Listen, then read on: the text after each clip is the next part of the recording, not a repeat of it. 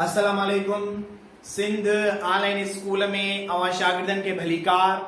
आऊं आहियां अवां जे इल्मी कीमिया जो उस्ताद नजफ हैदर मेमन। प्यारा ॿारो, अॼु अवां जे साम्हूं जेको मूं वटि टॉपिक आहे उहो आहे त मॉडर्न पीरियडिक टेबल यानी जदीद दौरी जदवल जे अंदर पीरियड्स।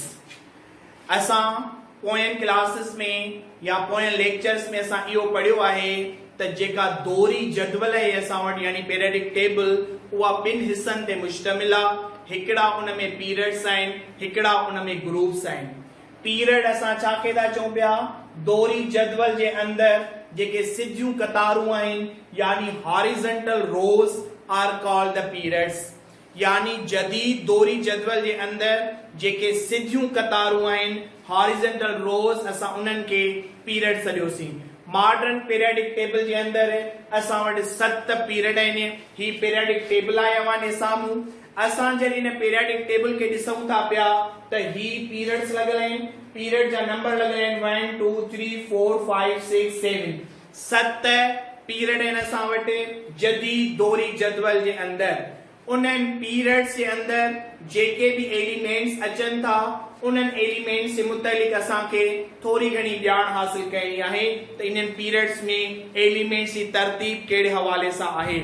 जदीद दौरी जदवल जे अंदर जेको असां वटि पहिरियों पीरियड अचे थो पियो, इहो पीरियड असां वटि स्मॉलेस्ट पीरियड आहे यानी नंढे में नंढो पीरियड आहे। जदीद दौरी जदवल जे अंदर जेको पहिरियों पीरियड आहे उन पहिरें पीरियड में फ़क़त असां वटि 2 आंसर अचनि था पिया यानी हिकु हाइड्रोजन एलिमेंट आहे ऐं ॿियो असां वटि हीलियम आहे। यानी जेको फर्स्ट पीरियड आहे this period is called the smallest period. उन खां बाद में जेको सेकंड नंबर ते पीरियड आहे उन सेकंड नंबर पीरियड में असां वटि 8 एलिमेंट्स अचनि था पिया and this period is called the small period यानी नंढो पीरियड।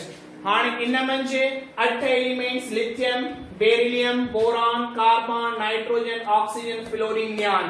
यानी ही पीरियड असां वटि लिथियम खां स्टार्ट थिए थो पियो ऐं नियान ते ख़त्म थो थिए पियो यानी सेकंड पीरियड।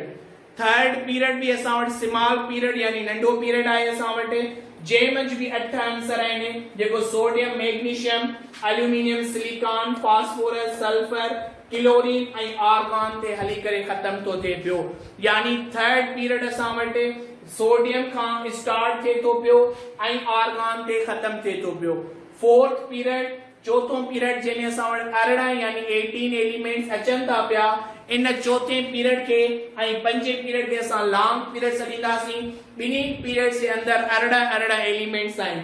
चौथों पीरियड असां वटि पोटेशियम, कैल्शियम, स्केनियम, टाइटेनियम खां थींदो असां वटि क्रिप्टॉन ते ख़त्म थो थिए पियो ऐं पंजो पीरियड असां वटि रुबीडियम, स्ट्रॉन्शियम यानी रुबीडियम खां स्टार्ट थिए थो पियो ऐं जिन्नान ते अची करे असां वटि एंड थो करे पियो। यानी चौथे ऐं पंजे पीरियड जे अंदर असां वटि 18 एलिमेंट्स मौजूद आहिनि ऐं चौथे ऐं पंजे पीरियड खे असां ड्रिगो पीरियड यानी लॉन्ग पीरियड पिण सॾियूं था पिया। उन खां बाद में 6 नंबर पीरियड जेको असां वटि सीज़ियम खां स्टार्ट थिए थो पियो ऐं असां वटि रेडान ते ख़त्म थिए थो पियो। इन 6 नंबर पीरियड जे अंदर असां वटि 32 एलिमेंट्स यानी 32 एलिमेंट्स मौजूद आहिनि। उन्हनि 32 एलिमेंट्स में सीज़ियम ऐं बेरिलियम खां बाद में लैंथेनियम खां बाद में ॿिया एलिमेंट्स हेठि सीरीज में लॻल आहिनि। इतां जेको आहे 71 नंबर खां वठी वरी बाद में 72 ऐं एंड में 86 यानी रेडान ताईं हली करे इहे एलिमेंट्स असां वटि ख़त्म थियनि था पिया। यानी जेको 6 नंबर पीरियड आहे उन में 32 एलिमेंट्स मौजूद आहिनि ऐं उन पीरियड खे असां लॉन्गेस्ट पीरियड यानी ड्रिगे में ड्रिगो पीरियड पिण सॾियूं था पिया। ऐं उन खां बाद में 7 ऐं जेको आख़िरी नंबर पीरियड आहे उन 7 ऐं आख़िरी पीरियड खे असां इनकम्प्लीट पीरियड यानी नामुकम्मल पीरियड सॾियूं था पिया। छाकाणि इन पीरियड जे अंदर कुझु एलिमेंट्स अहिड़ा आहिनि जिन जूं प्रॉपर्टीज़ अञा ताईं सही नमूने सां कंफर्म न थियूं आहिनि। इहो जेको आहे असां वटि पीरियड इहो हाणे जदीद जेको आहे सो जेको नओं पीरियडिक टेबल पब्लिश थींदी अञा थी न आहे उन मंझि इहो जेको आहे सो पीरियड बि असां वटि मुकमल थी चुको आहे।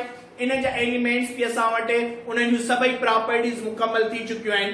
हीअ जेका पीरियडिक टेबल आहे या जेको असांजो सिंध टेक्स जो जेको कोर्स आहे उहो काफ़ी अरसे खां वठी हली रहियो आहे यानी पुराणो कोर्स आहे। उन में अञा नई जेका अमेंडमेंट न थी आहे जीअं ई असां वटि नओं कोर्स ईंदो त उन में इहो जेको 7th नंबर पीरियड जंहिंखे असां इनकम्पलीट यानी नामुकमल पीरियड सॾूं था पिया, जेको फ्रांशियम खां स्टार्ट थिए थो पियो ऐं हली करे असां वटि 118 अनऑक्टोनियम नंबर ताईं जेको आहे सो ख़तम थींदो एलिमेंट ताईं।